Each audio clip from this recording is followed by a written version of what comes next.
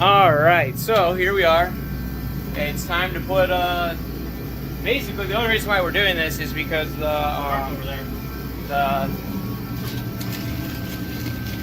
what the fuck is it called? It's like a fork? Yeah, float fork. So this thing broke. Do you have the broken part over here or no? No, I didn't bring it up. Okay. Yeah, so basically it snapped, like, I'm pretty sure like right here. Yeah, it just broke off. So, which I guess Paul was saying is a common problem. Well, they make a race version of it. It's like Yeah. So we got eBay special clutch to go in because we're already in there. So change that out. New throwout bearing. Yeah, it has a new throwout bearing. Then we also have a new slave for it.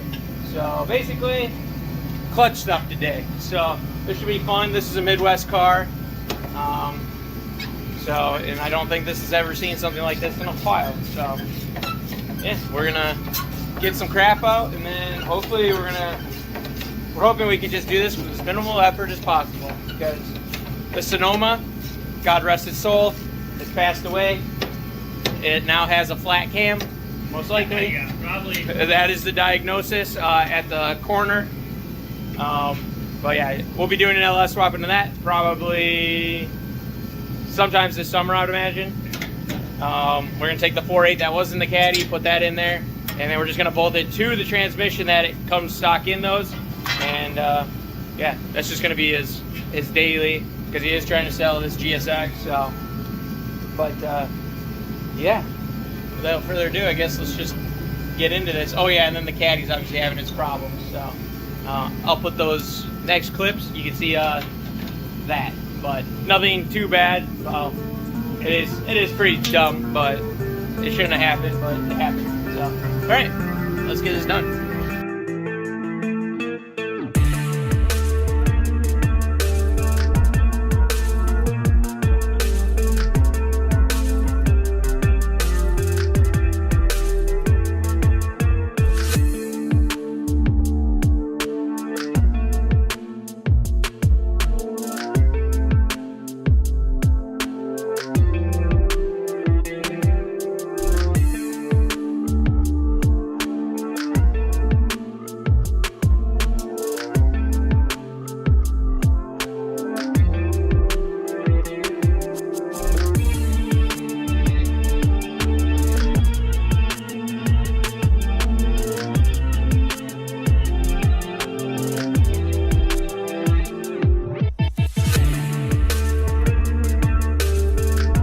Alright, so far we unbolted the transfer case.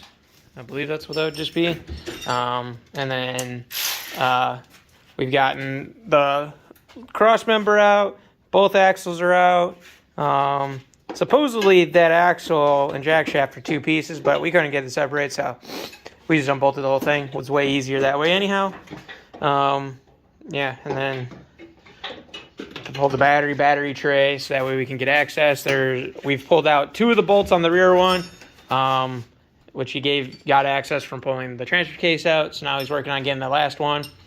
We're really hoping that we can get away with it without having to pull the fucking intake off, because that'd be really stupid. But yeah, otherwise making a pretty good time. We're gonna throw this. I don't even know what that tool is. Probably like an engine holder, something like that.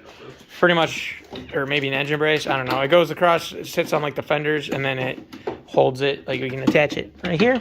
You'll see. Yeah, and then hopefully we'll just be able to lower it just a little bit. It doesn't look like it actually needs to get lowered too much. There's actually quite a bit of clearance for you to be able to pull it that way. So hopefully it'll be simple.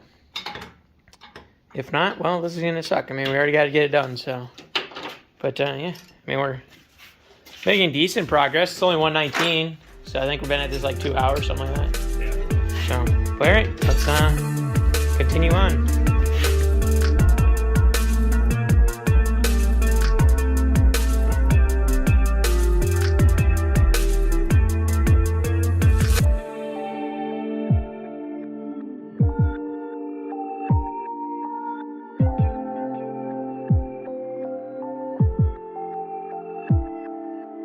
Wow. All right, so, oh my God, that's nice. That's not what it's supposed to look like.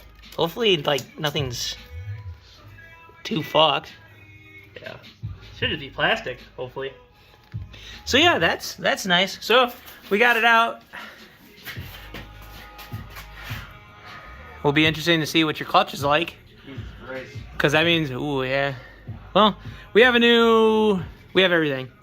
So let's get that off, cause that's really important, cause that could really fuck us. So let's get that off, make sure that's good, that we can get a new clutch fork on, and then we also have a new throw bearing to go on. So let's do that.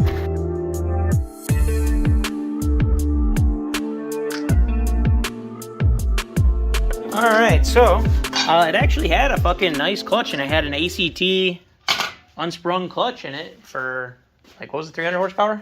Yeah. So, 12-second car. yep. And then, so obviously we don't have a new one of these. So there's a couple burn marks, but it should be fine.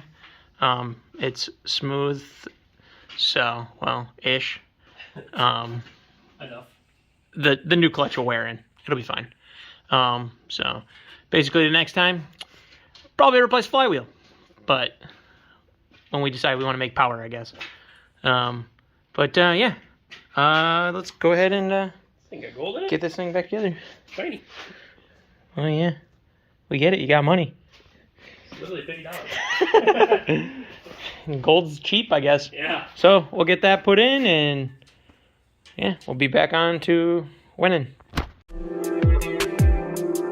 Clutch ASMR.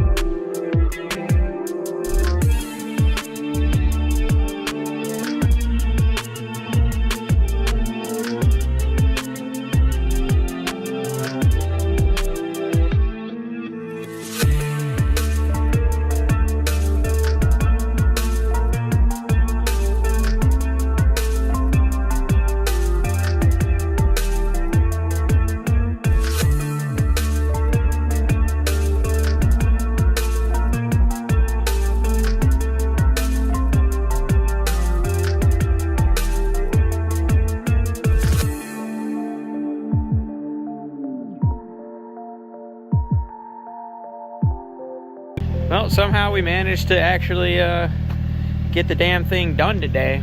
We actually got it done, and we still had sun. Like, mind you, we finished at like 5:30. It's 7:50 right now, so sun's going down. So we just pretty much cleaned the RC track back there for a little bit. So, but yeah, it works good. So, yeah, not too bad.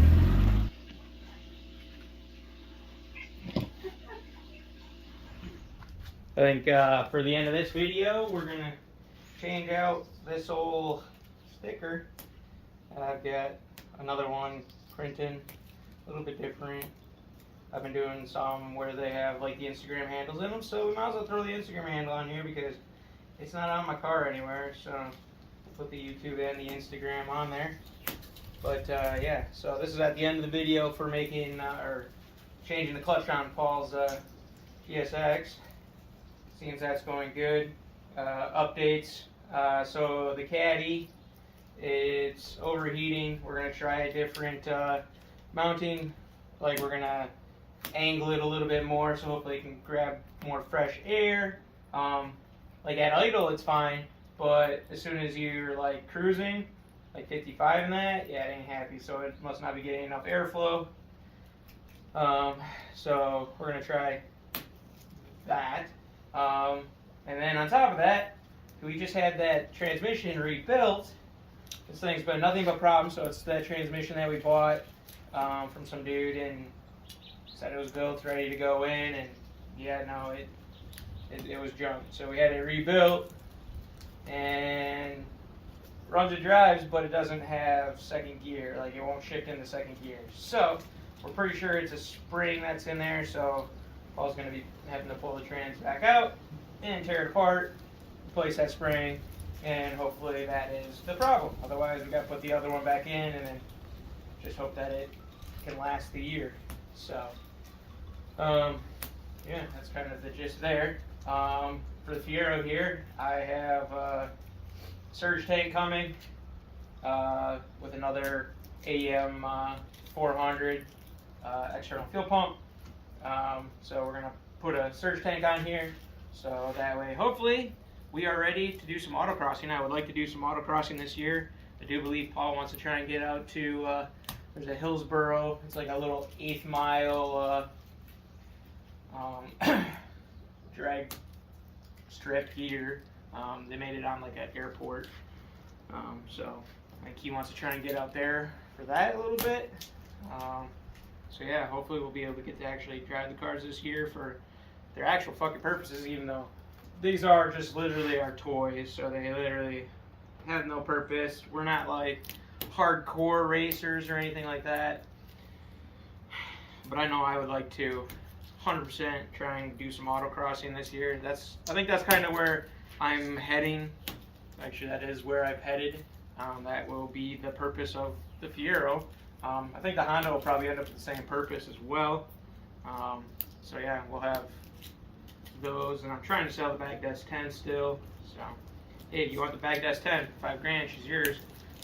Game plan is to use that money to buy a CNC plasma table. So, and then the shop expansion and all that crap. So, but yeah, that should be all I got. A little time lapse of me putting on the new decal coming in.